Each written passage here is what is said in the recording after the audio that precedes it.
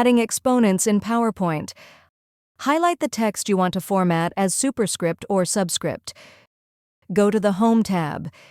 In the Font group, click on the small arrow in the bottom right corner to open the Font dialog box. In the Font dialog box, find the Effects section. Check the box for either Superscript or Subscript, depending on your need. Click OK to apply the changes. By right-clicking the ribbon and selecting Customize the ribbon, you can easily add the Superscript and Subscript buttons to a custom group for quick access.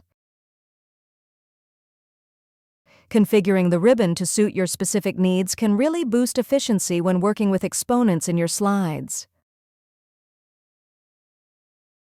If you found this video helpful, please click the like button and subscribe to our channel for even more helpful tutorials.